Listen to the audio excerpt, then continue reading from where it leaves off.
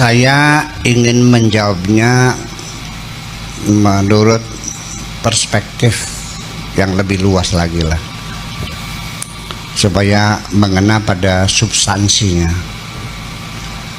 Memang sholat ini oleh umat Islam terlalu dibesar-besarkan. Sepertinya segala-galanya itu sholat.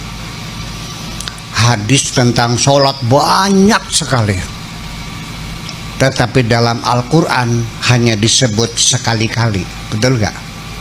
Dan tidak diuraikan berapa rokaat, bacanya apa, sujud seperti enggak ada, hanya aqimus sholah saja. Dari mulai surat Al-Baqarah, dzalikal kitabul la raiba fihi hudal lil muttaqin alladzina yu'minuna bil ghaibi wa yuqimunas shalah. Itu saja, yuqimunas shalat, aqimus shalah. Ada lagi aqimus shalat li duluki syamsi, ada lagi aqimus shalat li dzikri, tapi tidak dijelaskan. Segudang, bahkan kajian kitab fikih ya, Fiqhul Madzhabul Arba'ah 6 jilid, itu hampir 2 jilid bab sholat semuanya itu. Kenapa terlalu besar ini? As-sholatu imaduddin, sholat itu tiang agama. Faman aqamaha faqad aqamaddin. Kalau mendirikan sholat berarti mendirikan agama. Waman tarokaha, dan barang siapa meninggalkan sholat faqad haddamaddin, berarti menghancurkan agama.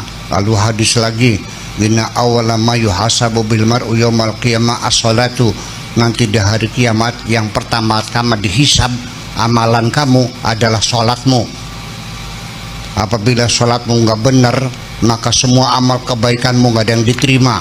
Ini betul-betul sepertinya sholat itu menjadi kerangka besar dalam beragama. Betul nggak begitu?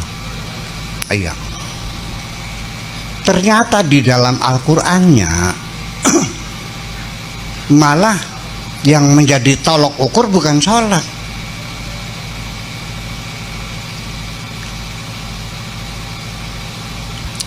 Ara'aital ladzi yukadzibu biddin, tahukah kamu orang yang berdusta dalam agama? Fadzalikal ladzi yad'ul yatim, yang membiarkan anak yatim terlantar. Wala yahuddu ala ta'amil miskin, dan tidak mau ngasih makan orang miskin. Fawailun lil, jadi artinya kalau kamu tidak melihara anak yatim, tidak ngasih orang miskin, sholatmu dibayar dengan well. Kebalik begitu sing bener nanti. Hadis apa Quran? Ya wis. Jadi artinya bahwa streamline dalam beragama menurut Al-Quran, beragama itu lebih mementingkan keadilan sosial dan supremasi hukum daripada agama, daripada ritual-ritual. Ritual ini sebetulnya hanya pelatihan membangun jiwa kita, betul nggak?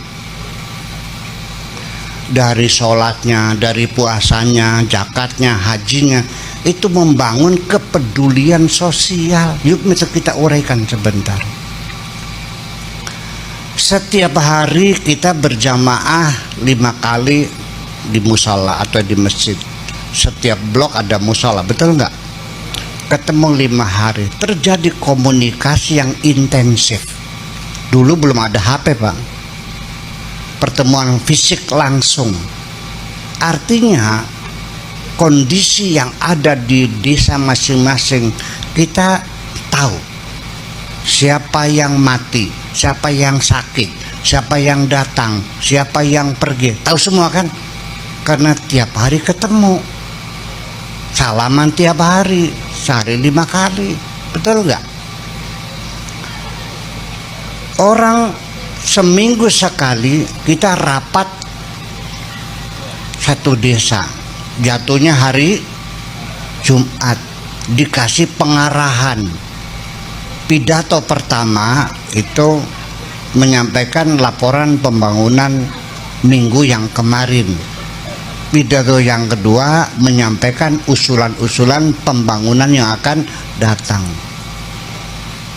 Ternyata masih banyak dulu, sekarang udah berubah. Dulu khotbah harus pakai bahasa Arab.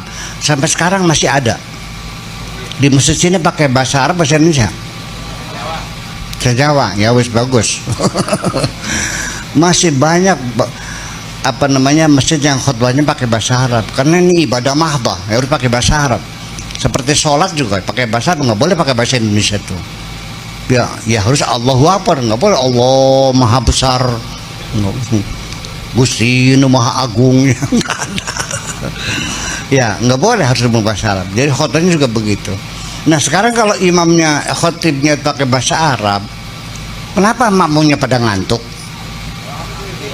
Kurang ngerti. Terus apa?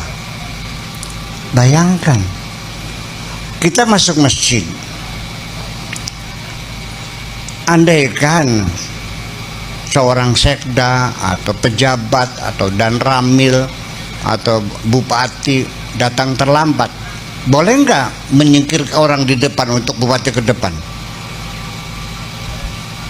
Ada nggak aturannya di masjid orang kaya di depan, miskin di belakang? Ada nggak aturannya pejabat di depan, rakyat di belakang? Nggak ada. Aturannya siapa sing tekane ulu, dorokan ning tekane kari ning gore. Untuk apa? Pembauran. Dan coba kita rasakan dalam diri kita, hei orang kaya, ketika engkau masuk masjid, masih ingatkah engkau kaya? Lupa. Percayalah.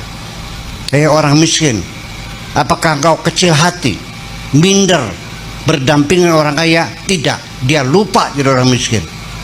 Itu kesetaraan dibangun setiap saat di dalam agama Islam kita ini. Paham dikit? Zakat 10%, bukan palang, 10% atau 5% atau 2,5%, itu untuk kepedulian sosial. Betul enggak?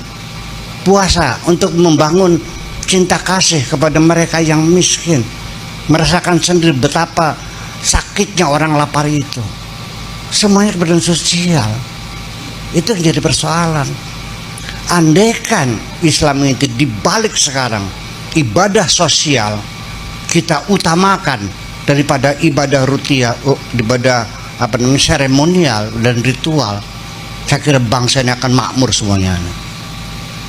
Betul enggak? Masa ibadah umroh tiap tahun, tetangganya anak yatim nggak sekolah dibiarkan saja? Ini kan jadi persoalan. Nah, jadi sekali lagi itu persoalan sholat itu jangan dibesar-besarkan. Oke, begitu ya.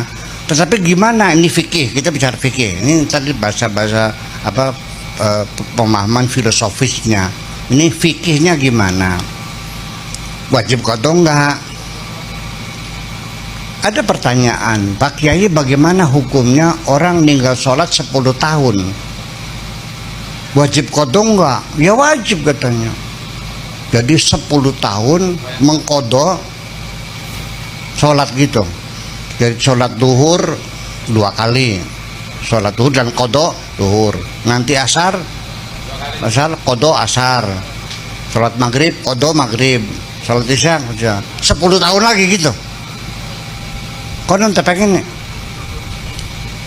ya kari majeng Islaman yang baik, istighfar apa yang syahadat man terus.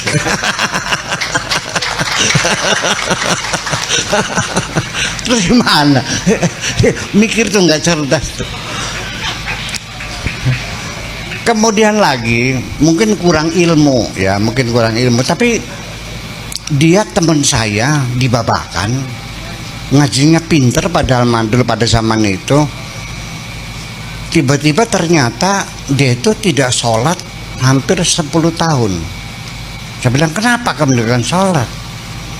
Ya susah Pak Kiai, saya jadi supir bus di kota, trayeknya itu Tanjung Priok Cililitan, lurus ya, langsung lurus jalan itu tuh.